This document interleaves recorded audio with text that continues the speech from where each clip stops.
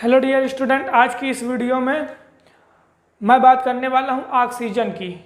Oxygen की खोज किसने की, ऑक्सीजन का परमाणु सिंबल क्या है, ऑक्सीजन की संयोजकता क्या है, ए टू जेड पूरी जानकारी मैं ऑक्सीजन के विषय में आज आपको इस वीडियो में बताऊंगा। पिछले वीडियो में मैंने नाइट्रोजन और हाइड्रोजन को उठाया था और नाइट्रोजन और हाइड्रोजन में ए टू जेड पूरी जानकारी, खोज से लेकर के उसके प्रयोग तक, उसके रासायनिक गुण और भौतिक गुण तक सारा जितना भी संभव हो सका नाइट्रोजन हाइड्रोजन के विषय में बताने, मैंने सब कुछ उनको बता करके वीडियो बना के अपलोड किया है। आप लोग मेरे वीडियोज में जाके देख सकते हैं।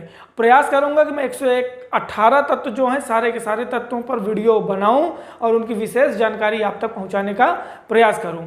अगर मेरी वीडियो अच्छी लगती हो तो वीडियो को लाइक करिए और चैनल को सब्सक्राइब कर लीजिए। लाइक बहुत ज़्यादा इंपॉर्टेंट नहीं है, लेकिन हाँ सब्सक्राइब करना इंपॉर्टेंट आपके लिए है, क्योंकि उसमें क्या होगा कि मेरा नोटिफिकेशन आप तक पहुंच जाएगा, क्योंकि मैं बहुत ही कंसेप्चुअल वीडियो बनाने का प्रयास किया करता हूं। तो आज की वीडियो में मैं ऑक्सीजन के विषय में बात करने वाला हूं। जैसा कि आप लोग ऑक्सीजन के महत्व को बहुत ही अच्छी तरह से जानते हैं। अगर ऑक्सीजन ना होता तो आज ना मैं ये वीडियो बना पाता और ना आप लोग वीडियो देख पाते। अगर ऑक्सीजन ना होता तो हमारे धरती पे जो जल है वो जल संभव नहीं हो सकता था, क्योंकि भैया हाइड्रोजन के साथ ऑक्सीजन ने रिएक्शन किया तभी जाकर के जल का निर्माण हुआ। अगर ऑक्सीजन ना होता तो आप लोग सुनते हैं एक परत, ओजोन परत। अगर उस ओजोन परत के विषय में आप लोग ज़्यादा ना जानते हो तो मैं उस पर भी एक वीडियो बना दूंगा। लेकिन ओजोन परत जो है वो कुछ और नहीं बल्कि ऑक्सीजन का यौगिक ही है। 3 ऑक्सीजन के परमाणु जब आपस में मिलते हैं तब जो है ओजोन परत बनती है। तो इसका मतलब ऑक्सीजन देखिए कितना महत्वपूर्ण अपनी भूमिका निभा रही है हम लोगों के लिए। ऑक्सीजन को हमारे हिंदुस्तान में प्राणवायु के नाम से जाना जाता है।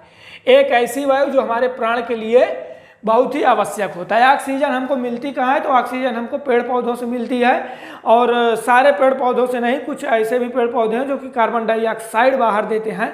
कार्बन डाइऑक्साइड जो कि हम लोगों के लिए बहुत हानिकारक है। लेकिन यहाँ पे अगर मैं बात करूँ ऑक्सीजन की, तो ऑक्सीजन को हम लोग प्राण वायु के नाम से जानते हैं और ये पेड़ पौधों से हमको प्राप्त होती है। तो आज इसी ऑक्सीजन पर बात करने वाले हैं, जिसकी वजह से हमारी ज़िंदगी बनी हुई है। आज उस ऑक्सीजन पर बात करने वाले हैं। ऑक्सीजन हमारी पृथ्वी पे, जैसा कि आप लोग जानते हो कि हमारी पृथ्वी के साथ और भी 7 प्लैनेट सूर्य का चक्कर काट रहे हैं और उसके साथ कई उपग्रह भी हैं। सारे उपग्रहों में ऑक्सीजन जरूरी नहीं है कि उतनी मात्रा में हो जितना कि हमारे अर्थ में है। इससे ज़्यादा भी हो सकती है, कम भी हो सकती है। लेकिन हमारे अर्थ पे इसका सौभाग्य ही इतना अच्छा है कि इसको सूर्य से इतनी अच्छी दूरी मिली है कि जहाँ पे टेम्परेचर इसका बढ़िया है, इक्वलिटी में है, और प्लस ऑक्सीजन जो है यहाँ पे जीवन के लिए 4 चांद का काम कर रहा है। तो आज इसी ऑक्सीजन पे हम बात करते हैं कि सबसे पहले ऑक्सीजन तत्व तो बहुत दिनों से मौजूद है भाई। जब से जीवन है तब से मौजूद है, धरती जब से बनी तब से मौजूद है, जब से ब्रह्मांड बना तब से ऑक्सीजन तत्व तो रहा ही रहा होगा। लेकिन इसकी पहचान और इसका अध्ययन जो है आज से कुछ सालों पहले, लगभग 200 साल पहले, 250 साल पहले इसका अध्ययन किया गया। और इसके अध्ययन में जो है बहुत वैज्ञानिकों ने अपना अपना महत्वपूर्ण कदम उठाया। लेकिन ऑक्सीजन के जो खोजकर्ता माने जाते हैं वो खोजकर्ता माने जाते हैं जे प्रिस्टले। जे प्रिस्टले जो है, जॉर्ज प्रिस्टले, ये इसके जो है क्या माने जाते हैं, खोजकर्ता माने जाते हैं। इन्होंने 1774 ईस्वी में जो है किसकी खोज की, ऑक्सीजन की। तो भैया ऑक्सीजन की खोज का मतलब अब ये नहीं कि कहूँ हैरान रही ऑक्सीजन तो कहीं खोजिन, ऐसा कुछ नहीं है। ऑक्सीजन पहले से थी, उसकी इन्होंने पहचान किया, उसके गुणों को इन्होंने अध्ययन किया। अध्ययन इन्होंने 2 साल से कर रहे थे। इन्होंने 1772 से अध्ययन करना प्रारंभ किया था और इनको अध्ययन करते करते 2 साल लग गया। एक दिन इन्होंने क्या किया, मर्क्यूरिक ऑक्साइड उठाया, HGO को इन्होंने गर्म कर दिया। क्या कर दिया, गर्म कर दिया, और इससे एक गैस बाहर निकली ऑक्सीजन, जो कि रंगहीन थी, गंधहीन थी, स्वादहीन थी। तो इन्होंने इस तत्व को पहचान लिया और इन्होंने कहा कि यार हाँ, एक ऐसा तत्व भी हमारे यहाँ मौजूद है जो हमारे जीवन के सर्वाइव को आसान बनाता है, जिससे हम सर्वाइव कर पा रहे हैं। उसके बाद जे प्रिस्टले के साथ साथ जो है इसमें शैली ने भी बहुत बढ़िया काम किया था। शैली ने बहुत अच्छा काम किया था। शैली ने एक उठाया क्या, KNO3, और KNO3 को इन्होंने गर्म किया, तो इससे भी आपका ऑक्सीजन बाहर निकला और इन्होंने इसको इकट्ठा कर लिया ऑक्सीजन को। तो इन्होंने भी जो है इस तत्व के विषय में काफ़ी अच्छा अध्ययन किया और अभी ये लोग खाली पहचान ही कर पाए थे। लेकिन जो ये थे 1777 ईस्वी में, 1774 से 3 साल बाद 1777 ईस्वी में इन्होंने प्रकाशित कर दिया कि भैया हमने एक ऐसा तत्व खोज लिया है कि जिस तत्व की वजह से ही शायद हमारा पूरा धरती पर जीवन काल चल रहा है। और उसके बाद इन्होंने उसका नाम ऑक्सीजन रख दिया। किन्होंने रख दिया? तो जे प्रिस्टले ने ही इसका नाम ऑक्सीजन रखा, तो इसीलिए जे प्रिस्टले किसके खोजकर्ता के नाम से जाना जाता है। वर्ष 1774 में इन्होंने इसकी पहचान कर लिया था मर्क्यूरिक ऑक्साइड को जला करके। उसके बाद अगर हम लोग इसकी परमाणविक चिन्ह की बात करें तो देखिए ये लोग परमाणविक चिन्ह क्या है, तो ओ, ऑक्सीजन को हम लोग किससे दर्शाते हैं? तो ओ से दर्शाते हैं। पीरियोडिक टेबल में आप लोग जाइएगा, पी ब्लॉक में 8वें नंबर पे ओ लिखा है और उसके नीचे लिखा होगा ऑक्सीजन, तो वही है आपका ऑक्सीजन। इसका मतलब इसको हम ओ से दर्शाते हैं। परमाणविक चिन्ह हो गया। परमाणु क्रमांक की बात करें तो 8, इसका परमाणु क्रमांक 8 है, मतलब ये आवर्त सारणी में किस नंबर पर रखा है? 8 नंबर पर रखा है। प्रोटॉन की संख्या बात करें तो ये इसका मैंने नाभिक बनाया है, ये क्या है? इसका नाभिक बनाया है। तो इसके नाभिक में कितने प्रोटॉन होते हैं? तो 8 प्रोटॉन होते हैं। न्यूट्रॉन भी 8 होते हैं और इलेक्ट्रॉनों की संख्या भी इसमें कितनी होती है? 8 होती है। और ये 8 इलेक्ट्रॉन ये देखो इसके बाहर चक्कर काट रहे हैं। 2 इलेक्ट्रॉन पहले कोष में है और दूसरे इलेक्ट्रॉन में 6, दूसरे कोष में 6 इलेक्ट्रॉन है। 2 यस उपकोष में है और 4 जो है वो पी सब ऑर्बिटल में जो है इसके नाभिक के चारों तरफ क्या काट रहे हैं? चक्कर काट रहे हैं। अब अगर हम लोग इसके परमाणु भार की बात कर लें तो जो ऑक्सीजन का परमाणु भार है वो स्टैंडर्ड लेवल पे जो माप करके रखा गया, मेजरमेंट करके रखा गया है, वो 16 MU है। ये लगभग 15.9999999 करके आ रहा है। तो 15.9 कह के इसको हम लोग जो है डेली भाषा में क्या यूज करें? 16 MU यूज करें, जैसे इसका मैथमेटिक्स करना हमारे लिए आसान हो जाएगा।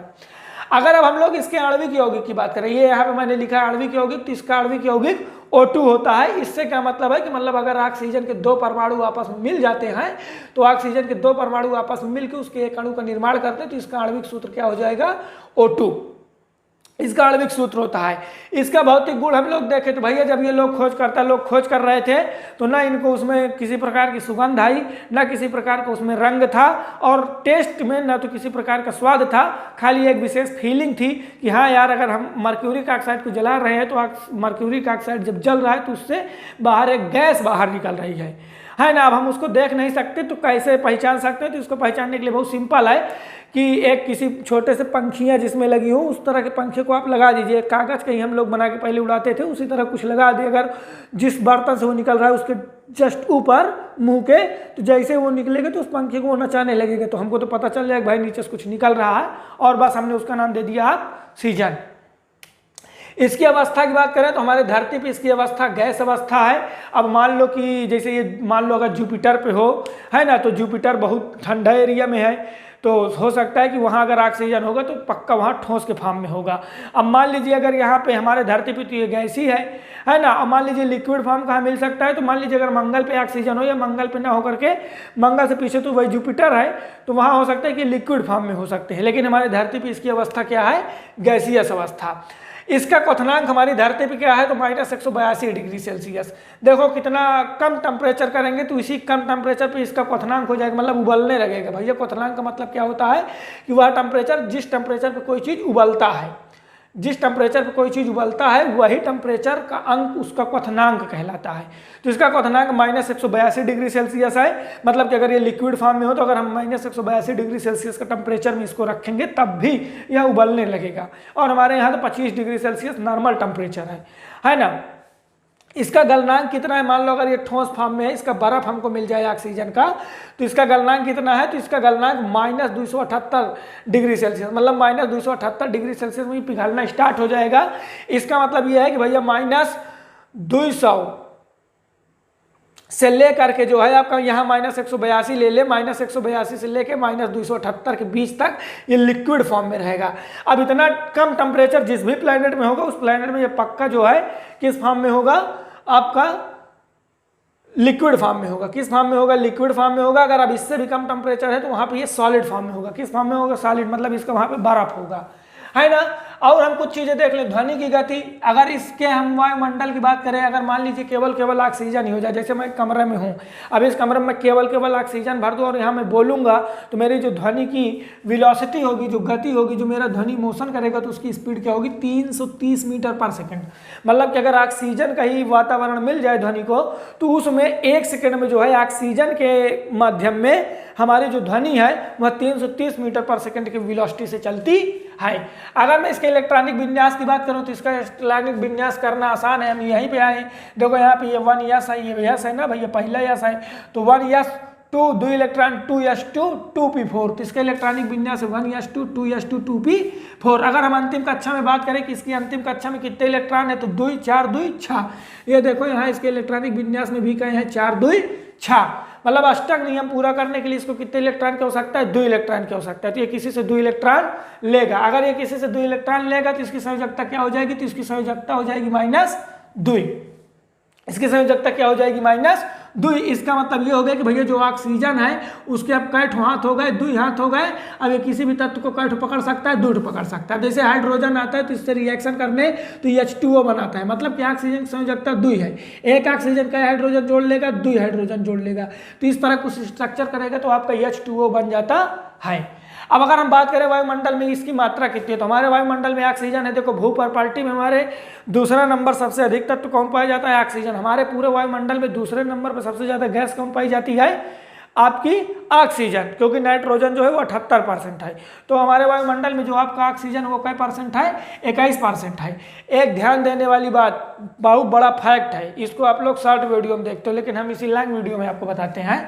जैसे मान लीजिए आपका 78% भैया नाइट्रोजन हो गया, प्लस 21% आपका क्या हो गया, ऑक्सीजन हो गया। दोनों को अगर मैं जोड़ दूं तो दोनों जोड़ने में कितना हो जाएगा, 99%। सोचो 99% में पूरा वायुमंडल में खाली नाइट्रोजन और ऑक्सीजन है, बाकी बचा कई परसेंट, 100 में बचा 1% ना। अब वो 1% में आपकी सारी गैसें हैं, चाहे वो हाइड्रोजन हो, चाहे वो आपका CO2 कार्बन डाइऑक्साइड हो, चाहे नियान हो, चाहे आर्गन हो, चाहे कैप्टन हो, चाहे जिनान हो, जितनी भी गैसें आप लोग जानते हो, 10-12 अगर जानते हो, तो वो सब उसी 1% में है। ज़्यादा परेशान होने की जरूरत नहीं है। 99% में आपका यही दोनों है, जिसमें 78% सबसे ज़्यादा क्या है, नाइट्रोजन है, और बाकी 21% आपकी क्या है, ऑक्सीजन है। लेकिन आज हम लोग इतना अत्याचार कर रहे हैं कि ऑक्सीजन कम होती जा रही है, CO2 बढ़ती जा रही है। हमारी भावी पीढ़ी हमको गाली देने वाली है ना। तो इसीलिए कहते हैं कि सब लोग साइकिल से चलिए, गाड़ी से चलते हैं। तत्व प्रकार, अगर हम लोग तत्व प्रकार की बात करें तो भैया किस प्रकार का तत्व है, तो ये अधातु है, धातु नहीं है, अधातु है। अधातु है तो क्या मतलब हुआ, ऑक्सीजन का बर्तन हम नहीं बना सकते, ऑक्सीजन का बाली नहीं बना सकते, ऑक्सीजन का झुमका नहीं बना सकते, ऑक्सीजन का पायल नहीं बना सकते, ऑक्सीजन का तार नहीं खींच सकते, ऑक्सीजन को पीठ की चादर नहीं बना सकते, ऑक्सीजन गैसीय अवस्था में होगी, ऑक्सीजन की संयोजकता हमेशा माइनस में होगी, ऑक्सीजन इलेक्ट्रॉन त्यागेगा नहीं, इलेक्ट्रॉन ग्रहण करेगा। तो इसका मतलब ये क्या है, तो इसके तत्व की प्रकार की बात करें तो अधातु P ब्लॉक में ये रखा हुआ है, 8वें नंबर पे रखा हुआ है। अगर अब हम इसके रासायनिक गुण की बात कर लें कि इसका कुछ रासायनिक गुण भी होता है क्या, तो हाँ, इसका रासायनिक गुण होता है। पहली बात तो बहुत अक्रिय गैस होती है, बहुत जल्दी ये रिएक्शन करती है, सबसे ज़्यादा लोहे से रिएक्शन करती है। लोहे के लिए समझ लो शत्रु है, हम लोगों के लिए तो मित्र, लेकिन लोहे के लिए शत्रु है। लोहे के अंदर खा जाती है, बहुत बड़ी चिंता है लोहे के लिए। अगर लोहा ने इससे रिएक्शन किया तो लोहक जीव का काल है, मूर्छा लग जाएगा उसमें, ठीक है। तो ये बहुत अक्रिय गैस होती है, किसी भी धातुओं से या किसी भी अधातुओं से रिएक्शन करती है। तो यहाँ मैं कुछ लिखा हूँ, इसको बड़ा ध्यान से सुनिएगा, इसको जरूर सुनिएगा, बाकी चाहे छूट जाए अलग बात है।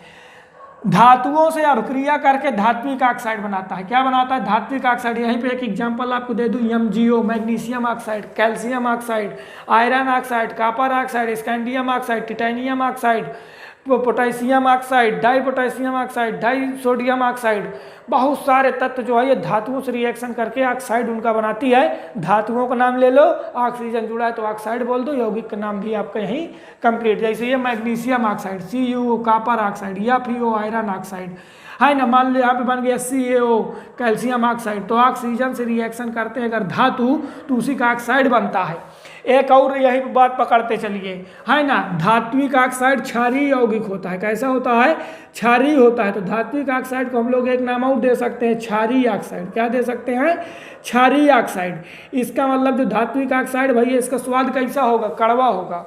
धात्विक ऑक्साइड कड़वा होगा। लोहे की मूर्छा एक बार आप लोग स्वाद लेके देखिए, तीखा तीखा आएगा। मैग्नीशियम के साथ ऑक्सीजन की राख खा के देखिए, तीखा आएगा, कड़वा आएगा, कचहीला आएगा। ठीक है, तो ये कैसा हो गया आपका? क्षारीय ऑक्साइड हो गया। आगे ध्यान दीजिए, तथा अधातुओं से, धातुओं से तो हो गया। अब किससे रिएक्शन ये करे? धातुओं से। धातुओं से अभिक्रिया करके अधात्विक ऑक्साइड बनाता है। ध्यान दीजिए, अधात्विक ऑक्साइड जैसे CO2, SO2, N2O है ना, इत्यादि। इस तरह के करोड़ों अरबों आपके उदाहरण हो सकते हैं। तो जो CO2 कार्बन अधातु है, सल्फर अधातु है, नाइट्रोजन अधातु है, उनसे रिएक्शन किया धात्विक ऑक्साइड। और अधात्विक ऑक्साइड जो होते हैं ये प्राय अम्लीय होते हैं भैया। क्या होते हैं? ये अम्लीय होते हैं। तो इसका मतलब अधात्विक ऑक्साइड को हम लोग क्या नाम दे सकते हैं?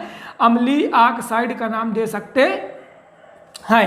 अम्लीय ऑक्साइड ये आपका हो गया। इसका मतलब CO2, SO2, N2O कैसे होंगे स्वाद में? तो ये स्वाद में खट्टे होंगे, है ना। और उसके बाद और इसमें हम लोग क्या बातें कर सकते हैं? तो और ये बातें कर सकते हैं कि इसको हम याद कैसे करें? तो भैया अधात्विक ऑक्साइड, अधात्विक आ पहले है, यहाँ इसे हम लोग अम्लीय ऑक्साइड कहा। तो इसका मतलब अधात्विक अम्लीय होगा। क्या होगा? अम्लीय, या यहाँ से रिलेट कर लो।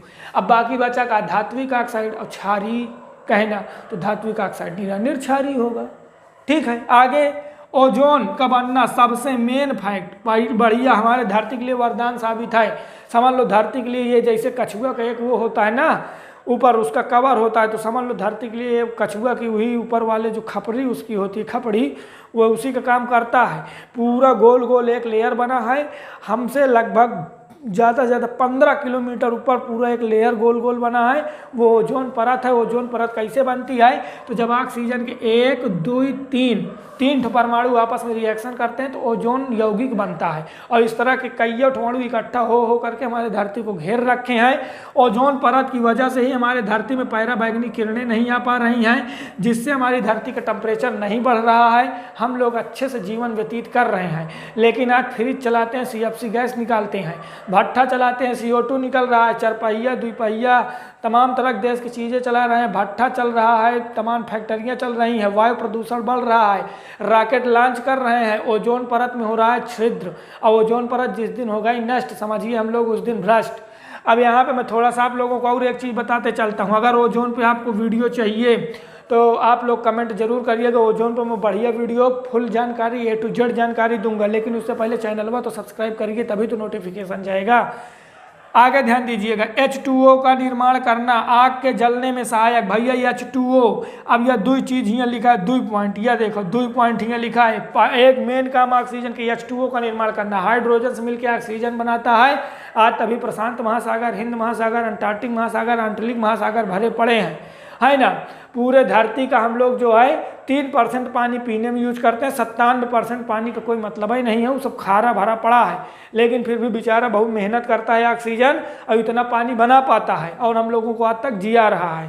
ठीक है, आग के जलने में सहायक, ऑक्सीजन आग के जलने में सहायक है। इतनी समय एक शॉर्ट वीडियो बहुत चल रहा है ना। अलग पांडे गुरुजी भी आ रहे हैं, वो भी क्या दिखा रहे हैं कि एक मोमबत्ती रखे ना, मोमबत्ती को जलाए हैं, एक बोतल रख दी तो मोमबत्ती कुछ देर तक बोतल के अंदर जली, फिर बुझ गई। उसका कारण क्या है? तो जब तक बोतल के अंदर ऑक्सीजन रही तब तक आग जली, ऑक्सीजन खत्म तो आग बुझी, है ना। तो इसका मतलब आग जलने में कौन सहायक करती है? तो ऑक्सीजन सहायक करती है। अब देखो, अगर ऑक्सीजन न होती तो आदिमानव न होते, आदिमानव न होते तो आग की खोज न होती, ऑक्सीजन न होती तो वैसे भी आग की खोज न कर पाते, तो कच्चे आज तक हम लोग खाते रहते।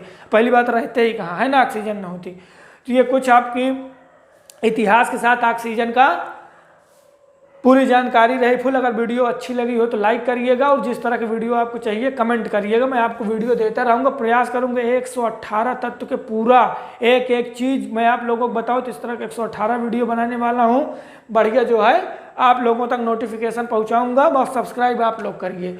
उसके बाद आगे मैं आप लोगों को एक चीज़ और बता दूँ। देखो, इसका जो है ऑक्सीजन को हम लोगों ने एक नाम क्या दिया है? प्राणवायु। प्राणवायु हम लोगों ने नाम दिया है इसे, है ना।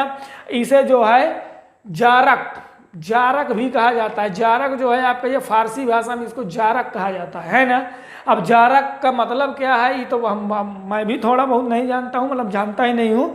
लेकिन याद कैसे कर सकते हो कि जारक, जारक का मतलब जो जारने में सहायक हो, किसको आग को जलाने में जो सहायक हो उसको जारक कहते हैं, मतलब वो ऑक्सीजन है ना। बाकी मिलते हैं आप लोगों से अगली वीडियो प्रयास करूँगा मैं ऑक्सीजन हो गया, नाइट्रोजन और हाइड्रोजन हो गया, इसको आप देखिए। अगली वीडियो में मैं प्रयास करूंगा कि आपको सोडियम की जानकारी देता हूं और इस तरह मैं 118 तत्वों का प्रयास करूंगा सबका वीडियो आपको दे पाऊं। तो ठीक है गाइज, अगर आपको वीडियो अच्छा लगा हो तो लाइक करिए, सब्सक्राइब करिए चैनल को, और बाकी आपका मन। मिलते हैं आपसे अगली वीडियो में। Thanks guys.